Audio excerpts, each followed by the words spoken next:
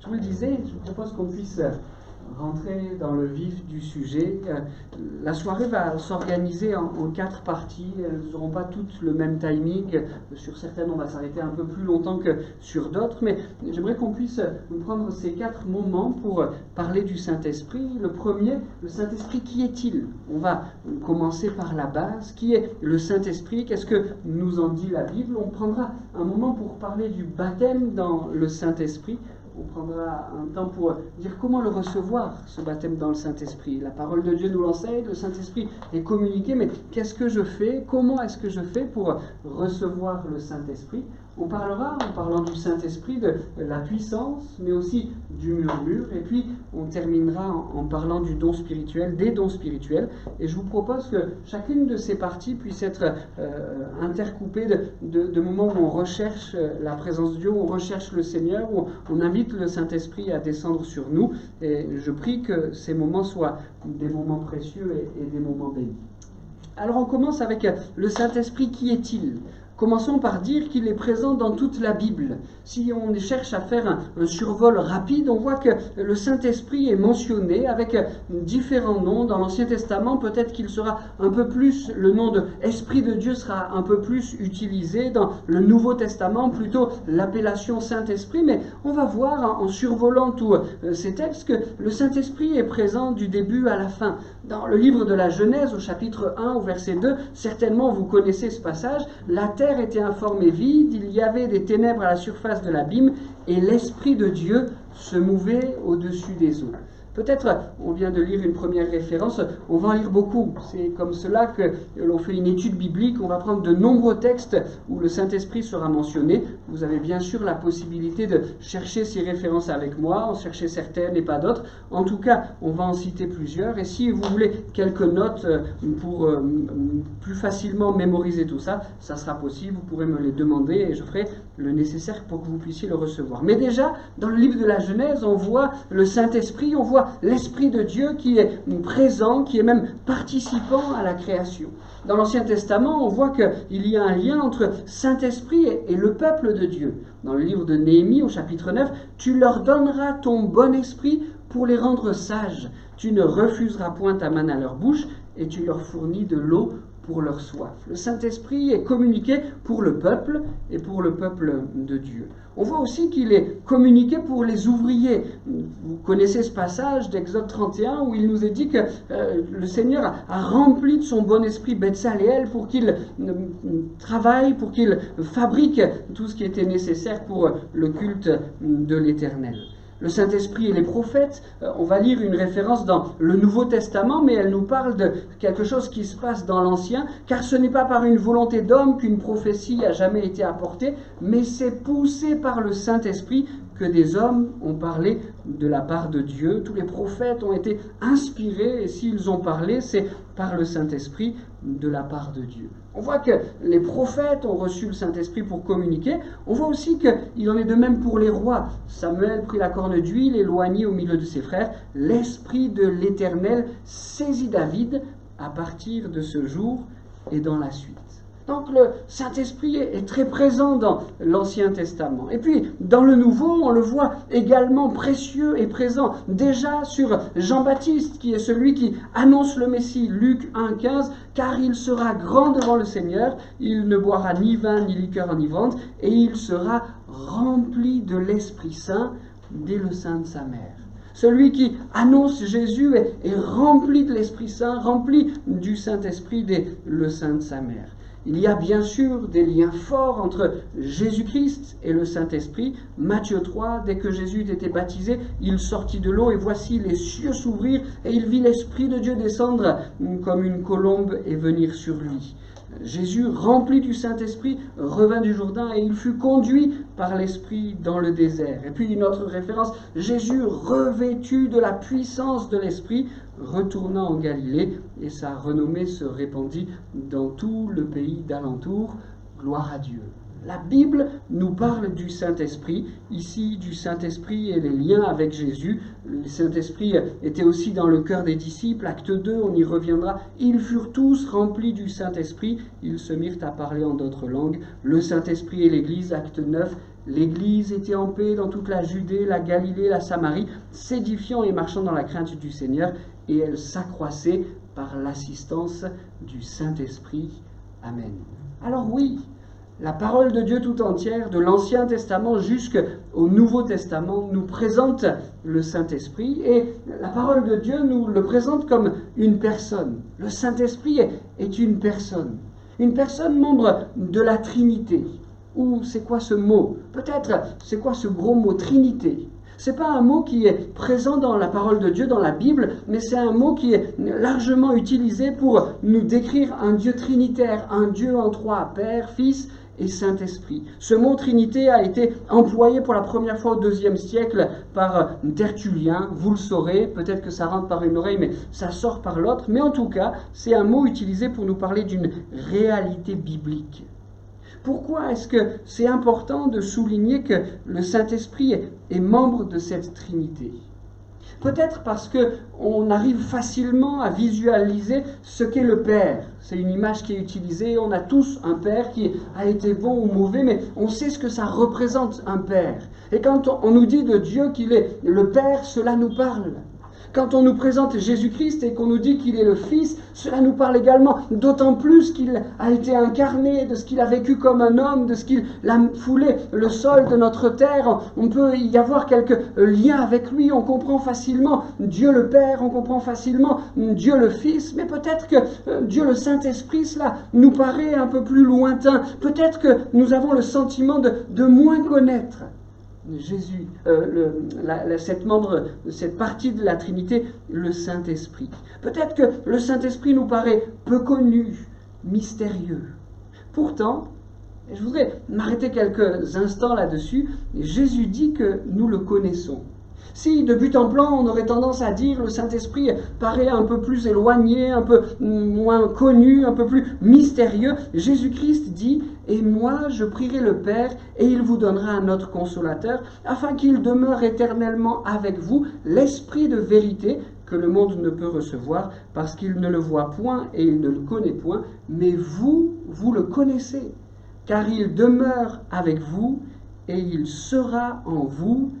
Amen. » Jésus-Christ dit cela à ses disciples qui n'ont pas encore été baptisés dans le Saint-Esprit. La croix n'a pas encore eu lieu. La victoire sur le péché n'a pas été encore manifestée par la crucifixion et par la résurrection de Jésus. La Pentecôte n'a pas eu lieu. Et pourtant, Jésus-Christ dit déjà à ses disciples, mais vous le connaissez, le Saint-Esprit. Il ne dit pas vous le connaîtrez, il ne dit pas vous apprendrez plus tard à le connaître, mais il dit déjà vous le connaissez. Le Saint-Esprit n'est pas pour le chrétien un inconnu.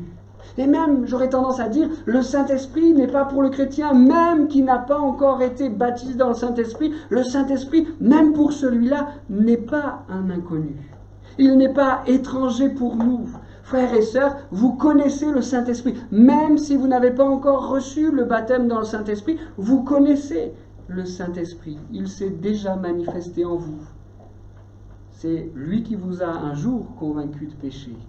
Seigneur, j'ai besoin de venir près de toi pour te demander pardon. C'est lui qui permet à notre foi d'être là. C'est lui qui nous révèle le beau message de l'Évangile. C'est lui qui nous permet là de comprendre et de discerner une onction spéciale quand nous sommes ensemble réunis, quand nous sommes dans nos maisons touchés par la présence de Dieu. C'est le Saint-Esprit qui nous communique cette onction. Quand lors de notre lecture de la Bible, nous sommes touchés, un verset nous apparaît, il répond à un questionnement de nos cœurs. C'est le Saint-Esprit qui permet cela. Quand notre prière est peut-être plus que d'habitude abondante, zélée, si les mots coulent comme cela d'une manière toute particulière, c'est le Saint-Esprit qui permet cela. Un culte béni, c'est le Saint-Esprit. On ne parle pas d'un inconnu, on ne parle pas de quelque chose d'impersonnel, de lointain ou d'étranger, mais on parle et on souligne celui que nous connaissons déjà. Le Saint-Esprit, il est celui qui veut agir. Si peut-être il paraît un peu moins concret que Dieu le Père et Dieu le Fils, pourtant ses actions sont tout à fait concrètes. Permettez-moi d'en souligner quelques-unes. Le Saint-Esprit nous aide à comprendre le message biblique, le message de la parole de Dieu. Dans 1 Corinthiens 2, mais comme il est écrit, ce sont des choses que l'œil n'a point vues, que l'oreille n'a point entendues, et qui ne sont point montées au cœur de l'homme, des choses que Dieu a préparées pour ceux qui l'aiment. Dieu nous les a révélées par l'Esprit, car l'Esprit sonde tout, même les profondeurs de Dieu. Saint-Esprit, et cette action dans nos cœurs ce soir. Aide-nous à comprendre, révèle-nous la beauté du message biblique, révèle-nous tout ce que le Père a préparé pour ceux qui l'aiment. Amen. Une autre action du Saint-Esprit, c'est certainement qu'il nous assure de l'authenticité de la Bible, l'authenticité de l'inspiration de la Bible. Jean 14, on reviendra sur ce verset, il est très riche, Jean 14, 26, « Mais le Consolateur, l'Esprit Saint que le Père enverra en mon nom, vous enseignera toutes choses et vous rappellera tout ce que je vous ai dit. » Saint-Esprit, assure-nous tout ce que Jésus-Christ a dit, assure-nous l'authenticité de l'inspiration de la Bible. Le Saint-Esprit, il nous introduit dans la famille de Dieu. Romains 8 nous dit quelque chose d'extraordinaire. L'Esprit lui-même rend témoignage à notre esprit que nous sommes enfants de Dieu. C'est le Saint-Esprit qui peut nous donner cette assurance. Nous faisons partie de la famille de Dieu. Le Saint-Esprit, il nous aide à approfondir notre relation avec Dieu. Il facilite notre communion avec Dieu, car par lui, les uns et les autres, nous avons un accès auprès du Père dans un même esprit. Un esprit qui nous permet, en Jésus, un accès auprès du Père. Le Saint-Esprit, il fait de nous des témoins, mais vous recevrez une puissance, le Saint-Esprit survenant sur vous, et vous serez mes témoins. Le Saint-Esprit, il nous revêt de puissance. Et voici, j'enverrai sur vous ce que mon Père a promis, mais vous restez dans la ville jusqu'à ce que vous soyez revêtus de la puissance d'en haut. Et puis, on pourrait multiplier les actions du Saint-Esprit tant elles sont nombreuses. Je voudrais encore insister sur une. Il nous console. Le Saint-Esprit est le consolateur. Combien c'est précieux. Jean 16, on en parlait tout à l'heure. Cependant, je vous dis la vérité, il vous est avantageux que je m'en aille, car si je ne m'en vais pas, le consolateur ne viendra pas vers vous, mais si je m'en vais, je vous l'enverrai. Jésus va être séparé de ses disciples, Jésus va remonter vers le Père, il va retourner au ciel, mais il le fait avec cette promesse, je vous envoie mon esprit, je vous envoie le Saint-Esprit, il sera pour vous une consolation. Et combien c'est précieux de se laisser consoler par le Saint-Esprit. En bien des situations, cela est pour nous un bien précieux. Pour parler du Saint-Esprit, cette personne de la Trinité, il nous faut aussi parler des symboles que la parole de Dieu utilise pour nous le présenter. Des images que la parole de Dieu utilise pour que nous le comprenions. Beaucoup d'images sont utilisées, beaucoup de symboles, le feu, le tremblement de terre, le vent, la colombe. On reviendra sur ces différents symboles. Il y a aussi l'huile. Et je voudrais quelques instants m'arrêter sur ce symbole-là, laisser les autres pour un peu plus tard. Mais l'huile est un symbole utilisé pour nous parler du Saint-Esprit.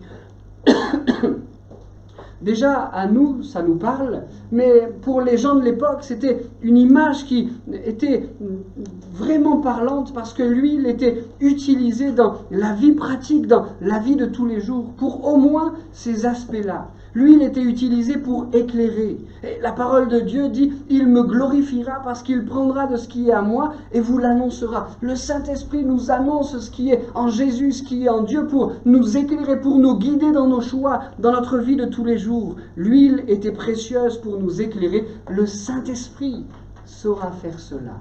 Il voudra guider nos vies, instant après instant, jour après jour, guider nos choix. Saint-Esprit, viens nous éclairer. Mais l'huile était aussi utilisée dans le contexte de l'époque pour adoucir. Vous connaissez ce passage du bon samaritain qui voit un malheureux sur le chemin, il a de nombreuses blessures, et que va-t-il faire? Il va verser de l'huile sur les plaies du malheureux.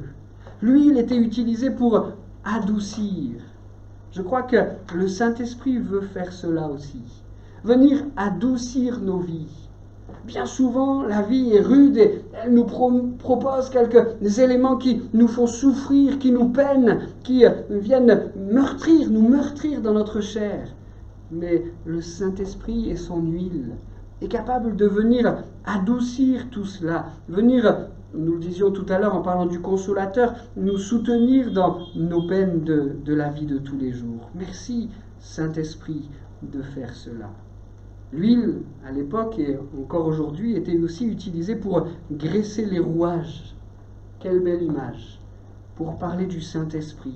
Il va venir graisser les rouages. Quand dans notre vie, il y a des choses qui coincent, des choses qui sont difficiles, quand les choses sont un peu grippées, quand ça ferraille dur, quand l'amertume est là, le Saint-Esprit voudra venir être comme une huile dans nos rouages. Dans le livre des Galates, au chapitre 5, il est écrit « Mais le fruit de l'Esprit », c'est l'amour, la joie, la paix, la patience, la bonté, la bienveillance, la foi, la douceur, la maîtrise de soi, le fruit de l'Esprit. Seigneur, viens par ton huile mettre de la facilité dans nos rouages, dans nos engrenages. Viens débloquer les choses qui ont besoin de l'être. L'huile, elle venait aussi donner de la consistance et de la saveur. Quand on offrait une offrande à Dieu, on pouvait y rajouter un peu d'huile à la fleur de farine et au reste, et cela venait apporter de la consistance, apporter de la saveur. L'auteur de l'Épître aux Romains écrit « Car le royaume de Dieu, ce n'est pas le manger et le boire, mais la justice, la paix et la joie par le Saint-Esprit. » Quelque chose qui additionné vient donner de la consistance et de la saveur. Est-ce que vous voulez ce soir inviter le Saint-Esprit à venir dans votre vie en disant « J'ai besoin que tu viennes rajouter de la consistance, de la saveur à ma vie, Saint-Esprit, coule sur moi. » Et puis, l'huile était aussi utilisée comme produit de beauté. Mesdames, vous en avez quelques-uns de produits de beauté? À l'époque, un seul, de l'huile. Il servait à tout. Enfin, je dis un seul, il y avait aussi du parfum. Peut-être qu'il y en avait quelques-uns aussi. Mais l'huile était utilisée comme produit de beauté. On soignait le corps d'huile. Je crois que la communion que nous entretenons avec le Saint-Esprit, elle nous rend beaux. Vous êtes d'accord avec moi? Saint-Esprit, par ton huile, par la communion que j'entretiens avec toi, cela me rend beau. La vie nous endurcit, la vie nous rend le visage fermé et fort, mais le Saint-Esprit qui coule sur nous nous rend beau. Il nous permet de construire une vie belle, une vie victorieuse sur le péché. Saint-Esprit, descends au milieu de nous. Remplis-nous de ton huile, manifeste-toi au milieu de nous. En quelques mots, parler du baptême dans le Saint-Esprit. Vous connaissez la différence entre le baptême d'eau et le baptême dans le Saint-Esprit. Celui qui s'engage avec Jésus-Christ, qui veut lui remettre sa vie, qui a reçu son pardon par la repentance, s'engage dans un baptême d'eau. Mais la parole de Dieu nous parle d'un autre baptême, celui du Saint-Esprit. Le signe initial de cet autre baptême, le baptême dans le Saint-Esprit, c'est le parler en langue.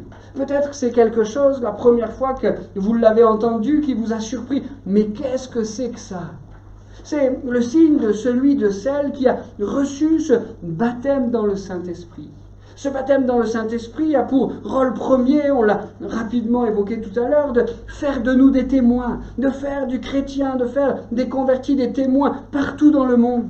Mais ce baptême dans le Saint-Esprit qui a ce signe initial du parler en langue, c'est aussi une aide pour adorer. Le Saint-Esprit répandu en nous nous aide à exprimer par un vocabulaire qui dépasse le nôtre limité. Il nous permet à louer, à glorifier, à adorer le Seigneur.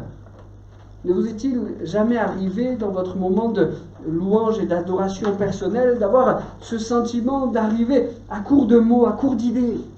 Vous avez dit que Dieu est grand, vous avez dit qu'il est puissant, vous l'avez remercié pour son amour, pour sa grâce, vous avez porté vos regards sur celui qui est assis sur le trône, celui qui tient le monde dans sa main, et une fois que vous lui avez dit tout ça, Seigneur, tu es bien plus que ce que je t'ai dit là. Eh bien, le Saint-Esprit, c'est une aide. Le baptême dans le Saint-Esprit, le Saint-Esprit qui nous remplit, c'est un vocabulaire qui est miraculeux, qui est donné, quelquefois, la plupart du temps, que l'on ne comprend pas, mais qui permet à glorifier Dieu, à adorer celui qui n'est pas limité par notre langue française. Le baptême dans le Saint-Esprit permet à celui qui le reçoit, celui qui le pratique et qui pratique l'exercice de la glossolalie, de parler en langue, cela lui permet de s'édifier lui-même. Celui qui parle en langue s'édifie lui-même, dit Paul aux Corinthiens. Voilà ce que l'on peut dire en quelques mots sur qui il est, ce Saint-Esprit. Et je crois que quand nous fixons nos regards sur la parole de Dieu, ce Saint-Esprit qui est présent du début de la parole de Dieu jusqu'à la fin, quand on réalise que c'est quelque chose qui est présent dans la parole de Dieu et donc important pour nous, quand on réalise qu'il a pour nous quelques actions qu'il voudra nous aider dans notre vie de tous les jours, quand on réalise que si nous le connaissons déjà parce que c'est lui qui nous a révélé le Père, c'est lui qui nous a permis de comprendre le message de l'Évangile, mais qu'il y a une dimension supérieure qu'il veut nous remplir d'une plénitude par le baptême dans le Saint-Esprit. Je ne sais pas vous, mais moi ça motive mon cœur en disant « Saint-Esprit, je veux te connaître un peu plus, je veux te connaître un peu mieux ».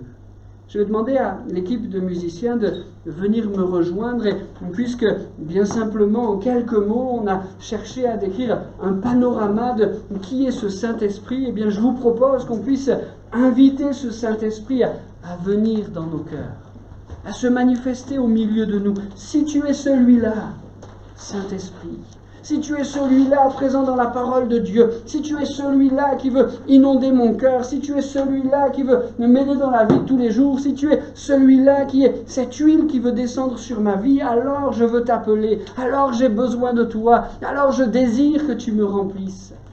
Avec ces quelques chants, disposons nos cœurs et disons, mon Dieu, donne-moi ton esprit. Visite-nous. Que le Saint-Esprit soit ce soir libre au milieu de nous. Viens remplir mon cœur. Amen.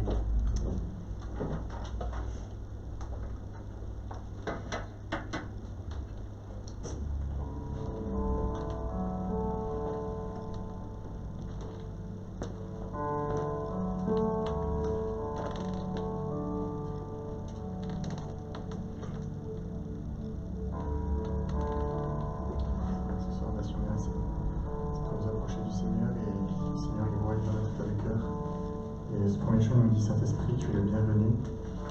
Et voilà, on veut disposer notre cœur, on veut disposer nos pensées, on veut peut-être laisser de côté les préjugés ou les choses qu'on a pu entendre et on veut vraiment laisser le Seigneur faire son œuvre dans notre vie comme il le désire. Amen.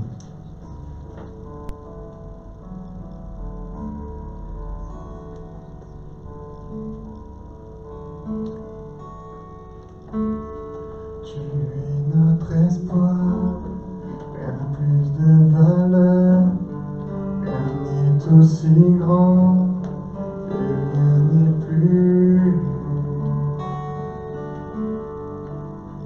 que ta présence.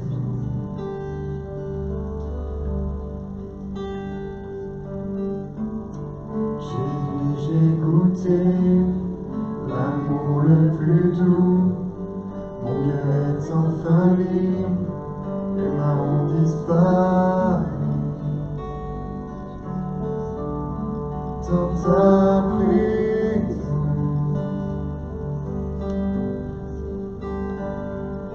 Saint-Esprit, tu es le bienvenu, que ta présence vienne inonder les cieux. Seigneur, mon cœur s'oubliera d'être submergé par ta présence.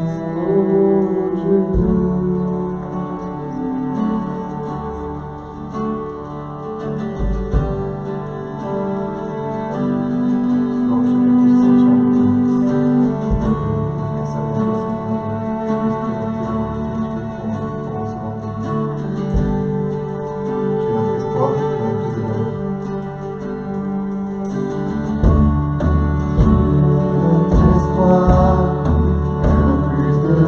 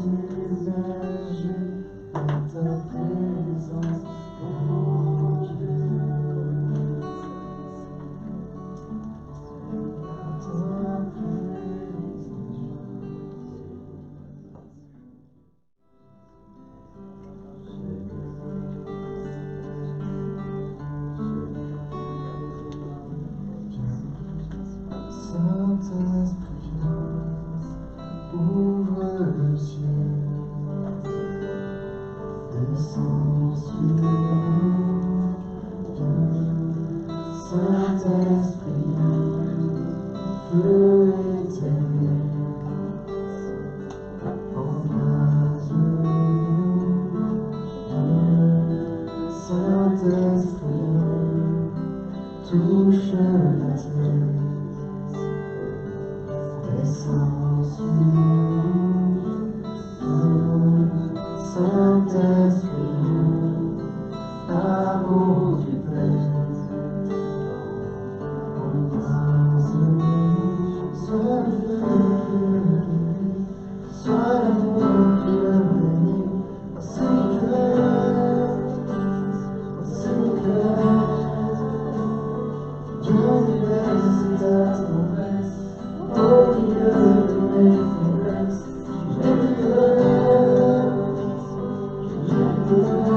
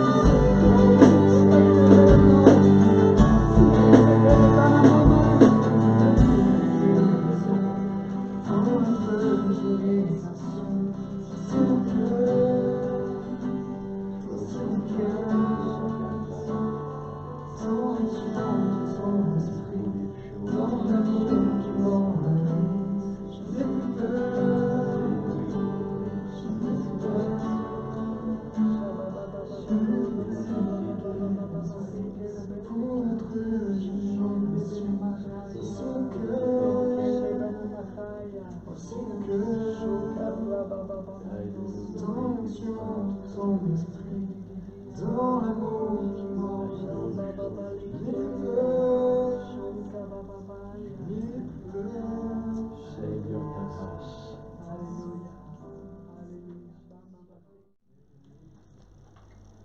Nous sentons sa présence déjà. Et je crois qu'il est tout disposé à nous bénir, à nous faire du bien.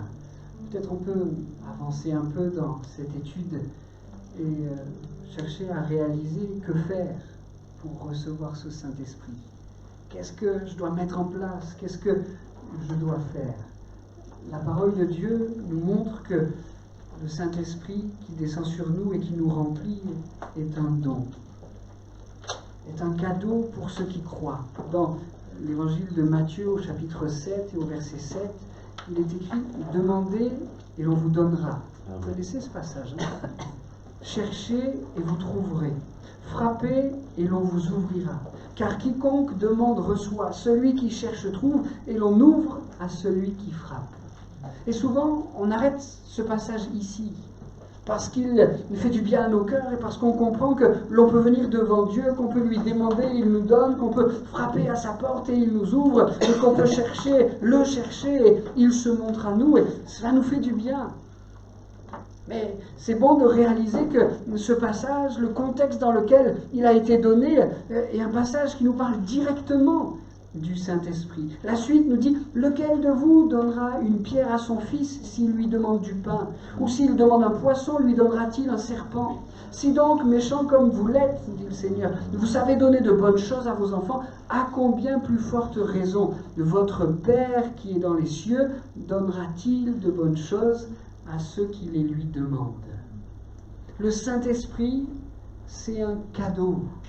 C'est un don que l'on peut venir chercher auprès du Père. On peut lui demander, on peut frapper à sa porte, on peut chercher à recevoir ce Saint-Esprit et il le donne, non pas à celui qui le mérite, mais il le donne à celui qui sait le recevoir comme un enfant sait prendre de la main de son Père ce qui lui est présenté.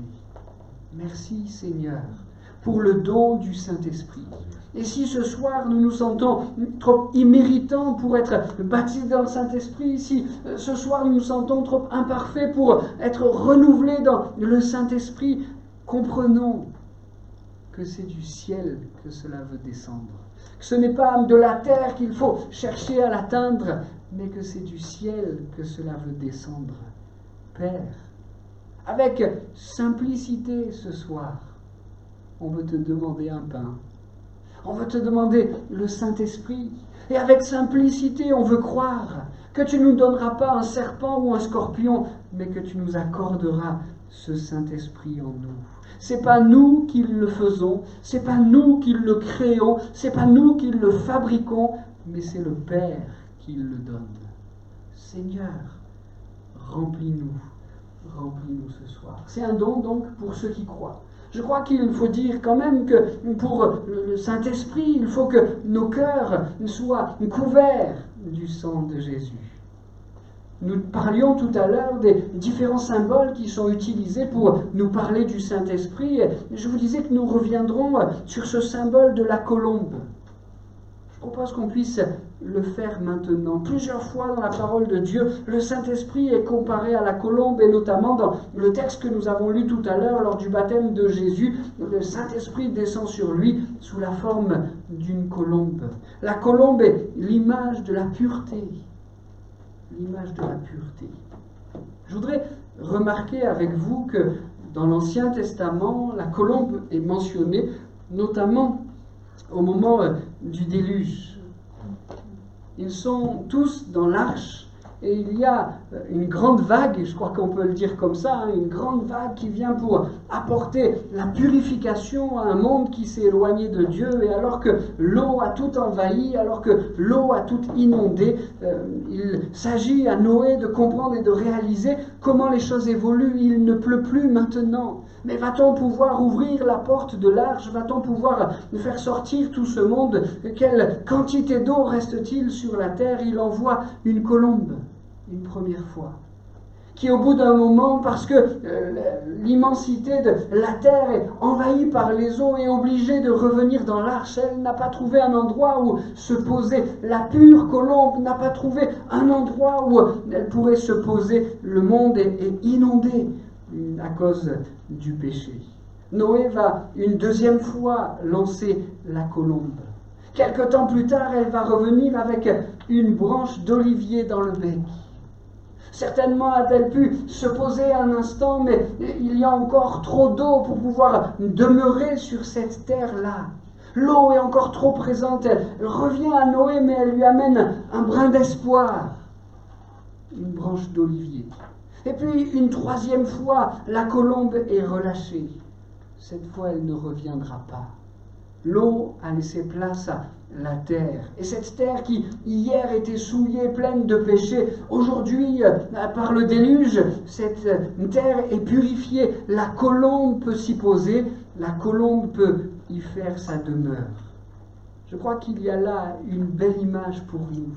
Si le Saint-Esprit est un don que l'on reçoit de manière imméritée, il faut réaliser que pour que la colombe de l'Esprit puisse se poser sur nous, et non seulement se poser, mais y faire sa demeure, il est nécessaire que nous soyons purifiés. Ce n'est pas pour nous l'eau du déluge qui va venir en nous faisant mourir, apporter quelques purifications, mais pour nous c'est le sacrifice de Jésus qui vient nous purifier. Alors si ce soir dans la foi on veut saisir ce don merveilleux, le baptême dans le Saint-Esprit pour ceux qui ne l'ont pas encore reçu, le renouvellement pour ceux qui le cherchent, les dons spirituels, alors que nous voulons que le Saint-Esprit vienne faire sa demeure en nous, prenons le temps de permettre à cette colombe de venir se poser sur nos cœurs. Examinons-nous et disons: Seigneur, Jésus, par ton sacrifice de la croix, viens ôter les impuretés, viens laver mon cœur, viens laver ma vie. Je ne voudrais pas que la colombe soit juste là dans ce lieu, je ne voudrais pas qu'elle soit juste là sur mon voisin, mais qu'elle ne puisse pas se poser sur moi, qu'elle ne puisse pas faire sa demeure en moi. Jésus, je m'approche de toi dans la foi, viens me purifier, viens me laver, viens me pardonner. Amen. Pierre dit dans Acte 2, « Repentez-vous, que chacun de vous soit baptisé au nom de Jésus-Christ à cause du pardon de vos péchés, et vous recevrez le don du Saint-Esprit. » Tout à l'heure, les musiciens reviendront, on chantera ensemble quelques chants et on réclamera au Seigneur de venir nous purifier. Parce que nous voulons, parce que nous désirons que la colombe se pose, qu'elle fasse sa demeure dans nos vies. Amen. Quand il s'agit de que faire pour recevoir le Saint-Esprit, je voudrais ajouter 3 mots. Aspirer, attendez, persévérer. Commençons par aspirer la parole de Dieu dans un cadre bien particulier, le cadre des dons spirituels, on y reviendra, mais nous invite quand même à aspirer aux dons les meilleurs. Aspirer à ce Saint-Esprit, aspirer à le recevoir. Aspirer, c'est-à-dire désirer ardemment, s'attendre avec envie à recevoir. Ici, les dons spirituels, on l'étend, on l'élargit un peu plus au baptême dans le Saint-Esprit, à la présence du Saint-Esprit. Je crois que si nous sommes dans ce lieu ce soir, c'est parce qu'il y a dans notre cœur quelques désirs. Je veux être baptisé dans le Saint-Esprit, je veux être renouvelé. Nous aspirons à ces choses. Et que ce soir, nous puissions exprimer notre aspiration, que ça ne soit pas une vague demande et puis on passe à autre chose. Mais Seigneur, vois mon cœur. Je m'attends à toi. Je m'attends à la manifestation de ton esprit. Et j'aspire à ce que la colombe vienne sur ma vie. Il faut aspirer, il faut attendre. Dans le livre des Actes, au chapitre 1 et au verset 4, il est écrit « Comme il se trouvait avec eux, Jésus avec les disciples, Il leur recommanda de ne pas s'éloigner de Jérusalem, mais d'attendre ce que le Père avait promis. Ce que je vous ai annoncé, leur dit-il, car Jean a baptisé d'eau, mais vous, dans peu de jours, vous serez baptisés du Saint-Esprit. Aspirez à recevoir le baptême dans le Saint-Esprit, mais également attendre. C'est un don, c'est Dieu qui le dispense comme il veut, mais je crois que quelquefois, il nous demande d'attendre. Il ne s'agit pas de quelque chose qui va durer des jours, des semaines, des heures, des jours, des semaines, des mois, mais simplement à manifester notre cœur. Seigneur, dans la foi, j'attends. Tu vas me le donner, tu vas me l'accorder. Je vais vivre cette expérience parce que, nous l'avons dit tout à l'heure, tu n'es pas un père qui donne du poison, un serpent, un scorpion, si son enfant lui demande du pain. Je sais que tu vas me le donner. Et dans la foi, sans trembler, sans me bloquer, sans avoir peur, dans la foi, je l'attends. Aspirer, attendre, persévérer. Le texte que nous avons lu nous dit « Car dans peu de jours, vous serez baptisés du Saint-Esprit. » On peut faire un rapide calcul, il n'est certainement pas exact à la virgule près, mais la Pentecôte a eu lieu 50 jours après la croix. 40 jours d'épreuve, et puis lors de l'ascension de Jésus-Christ, la promesse du Saint-Esprit a été à nouveau confirmée. 40 jours d'épreuve, et puis encore 10 jours. Le Saint-Esprit a été donné aux disciples après 40 jours qui marquent un temps d'épreuve, et en plus à ce temps d'épreuve a encore été ajouté 10 jours. Mon frère, ma sœur, persévère, persévère. Le Saint-Esprit sera accordé. La Pentecôte va venir. Après la croix, après l'ascension, il y a la Pentecôte. La Pentecôte pour toi va venir. Persévère. Le Saint-Esprit, le Père va te donner le Saint-Esprit. Que faut-il faire pour recevoir ce Saint-Esprit? Croire. C'est le don de Dieu. Pour celui qui croit. Cela ne dépend pas de nos mérites. Que faut-il faire pour le recevoir? Il faut proposer un cœur pur. Il n'y a que Jésus qui puisse venir nous purifier. Que faut-il faire pour le recevoir? Il faut le désirer, aspirer, attendre, persévérer à le recevoir. Je vais inviter les musiciens à venir avec moi et on va se placer devant Dieu. Mais je vous propose que l'on puisse faire tout cela. Au travers de ces chants, au travers de nos voix qui s'élèveront tout à l'heure, juste après ces chants, nous pourrons dire au Seigneur, je crois que le don, il est pour moi. Parce que tu es un bon Père et tu sais donner de bonnes choses à ceux qui le réclament. Nous pourrons lui dire, je veux que la colombe descende, mais je réalise que j'ai besoin de pureté. Jésus, par ton œuvre à la croix, ta mort et ta résurrection, viens me laver, viens purifier mon cœur, afin que je puisse être le lieu d'habitation de la colombe de l'Esprit. Seigneur, je veux aspirer, je veux attendre, je veux persévérer. Remplis-moi de toi.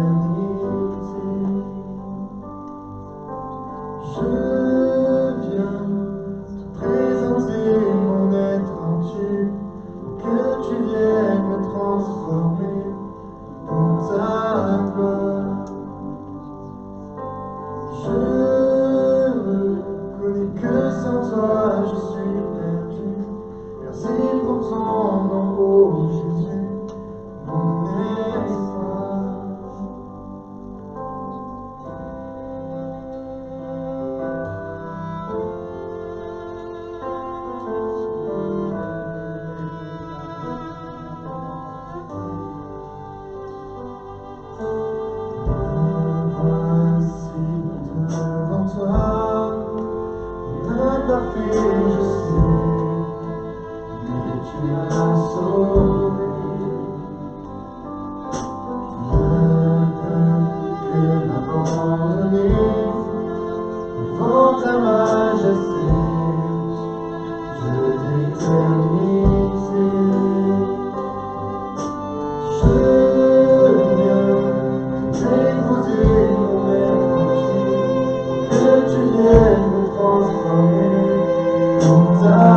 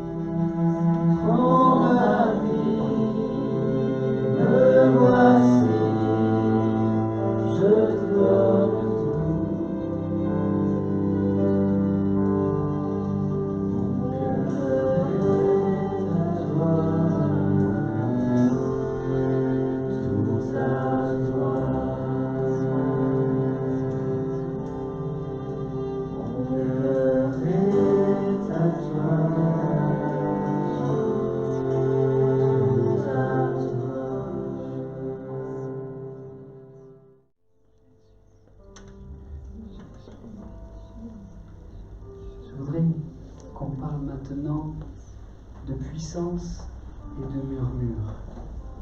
Quand on prend le temps de s'arrêter sur les textes où le Saint-Esprit est venu au tout début dans le livre des Actes, où il a rempli le cœur des disciples, soit pour la première fois dans Acte 2, soit pour les renouveler dans Acte 4, on voit que la puissance de Dieu était manifestée. Le texte nous parle dans Acte 2 d'un bruit comme d'un vent impétueux. Le même texte nous parle de langues de feu qui descendent, qui se séparent et qui descendent sur chacun des disciples, chaque personne présente dans la chambre haute. C'est la manifestation de la puissance de Dieu. Et puis dans Acte 4, autre manifestation de l'Esprit, cette fois pour renouveler les disciples qui en avaient bien besoin. Ils avaient commencé à évangéliser tout le bassin méditerranéen, mais il y a des oppositions, il y a des personnes emprisonnées, il y a des interdictions de parler de ce Jésus-Christ capable de miracles. Et devant les oppositions, ils disent qu'ils vont obéir à Dieu plutôt qu'aux hommes et qu'ils vont continuer à porter le témoignage de Jésus, et ils se retrouvent tous ensemble dans un lieu à l'écart et ils disent au Seigneur qu'ils vont continuer, persévérer, et le Saint-Esprit descend à nouveau sur eux, et cette fois il est parlé de tremblement de terre, la puissance de Dieu au travers du vent, au travers du feu, au travers du tremblement de terre, la manifestation de la puissance de Dieu qui pour les disciples dans ces moments-là a été d'une grande aide. Ça a été le secours de Dieu. C'était les premières fois qu'ils avaient à connaître cette expérience, et il y avait la nécessité de la manifestation de la puissance de Dieu. Ça a été un secours précieux, un encouragement précieux. D'ailleurs, cette puissance, c'était ce que l'Éternel avait promis, une garantie pour évangéliser le bassin méditerranéen. Juste un peu avant Acte 2, mais vous recevrez quoi? Une puissance, le Saint-Esprit survenant sur vous. Et vous serez mes témoins à Jérusalem, dans toute la Judée, dans la Samarie et jusqu'aux extrémités de la terre. Pour être ces témoins, il fallait recevoir d'en haut cette puissance-là. Et ce que le Saint-Esprit nous propose de faire dans nos vies, c'est la manifestation de la puissance de Dieu, par le vent, par le tremblement de terre, par le feu. Le baptême dans le Saint-Esprit. Seigneur, c'est pour que ta puissance, elle soit en nous et que nous puissions être des témoins. Si cette puissance, elle est nécessaire, si elle nous montre la gloire de Dieu, si le vent, le tremblement et les langues de feu manifestent la puissance de Dieu, si ces choses sont nécessaires, je voudrais les mettre en parallèle avec un autre texte. 1 Roi, chapitre 19, verset 11. Il ne s'agit pas ici de la manifestation d'un baptême dans le Saint-Esprit. Élie n'est pas, à ce moment-là, on est dans l'Ancien Testament, baptisé dans le Saint-Esprit, mais c'est une manifestation de l'Esprit, et je voudrais me permettre de faire un parallèle. L'Éternel dit, « Sors, et tiens-toi dans la montagne devant l'Éternel. » Et voici, l'Éternel passa. Et devant l'Éternel, il y eut un vent fort et violent, qui déchirait les montagnes et brisait les rochers. L'Éternel n'était pas dans le vent. Et après le vent, ce fut un tremblement de terre. L'Éternel n'était pas dans le tremblement de terre. Et après le tremblement de terre, un feu. L'Éternel n'était pas dans le feu. Et après le feu, un murmure doux et léger. Quand Élie l'entendit, il s'enveloppa le visage de son manteau. Il sortit et se tint à l'entrée de la caverne. Amen. Remarquez avec moi que les symboles de la puissance de l'Éternel sont tous présents dans ce texte. Le vent, le feu, le tremblement de terre. Élie est en face de la manifestation de la puissance de l'Éternel, de la puissance de Dieu.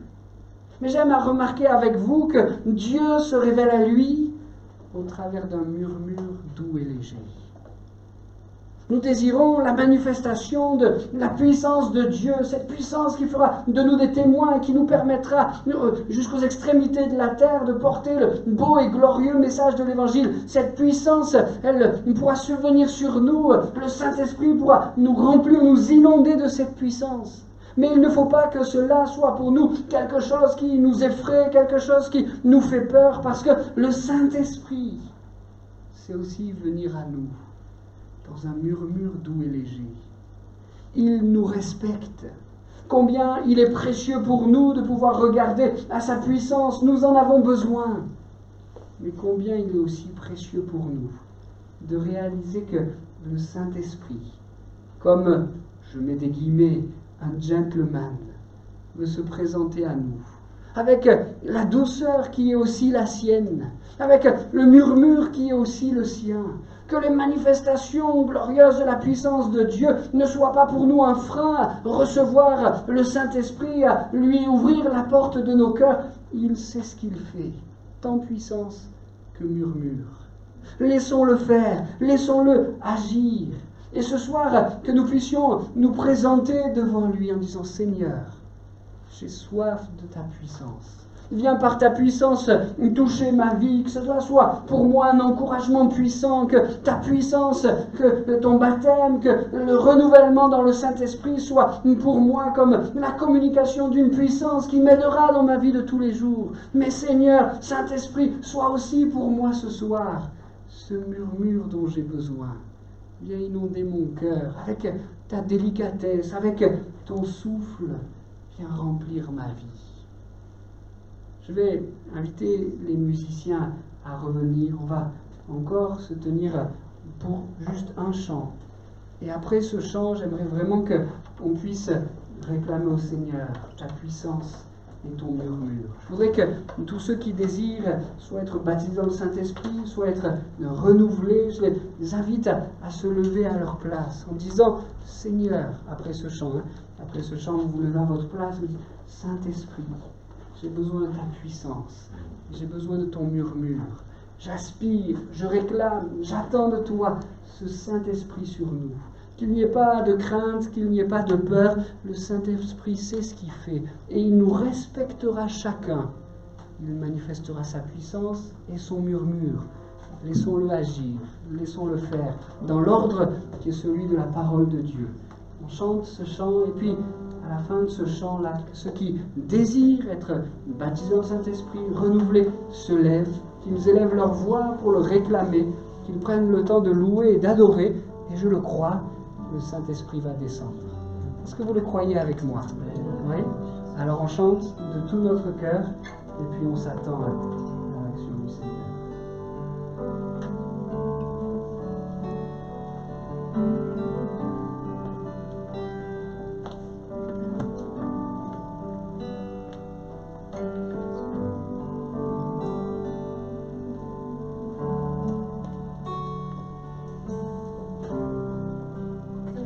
Dans ce moment, dans le calme de ta présence, quand le bruit faiblit, tu parles à mon âme, tu as toute mon attention, fais-moi entendre ta voix, je ne veux rien manquer, Seigneur, mon cœur désire plus de toi, mon cœur cherche ta face alors, je sais de toi, tout en moi est ému par ton amour, captivé par qui tu es, conduis-moi à te connaître plus encore, je veux m'approcher de toi, laisser mes peurs derrière moi.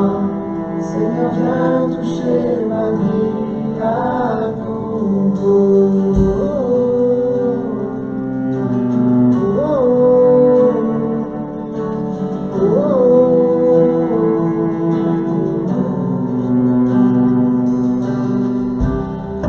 Comme le soleil à l'aurore, dans la brise, dans la nuit, elle me restaure. Donne la nuit, mon cœur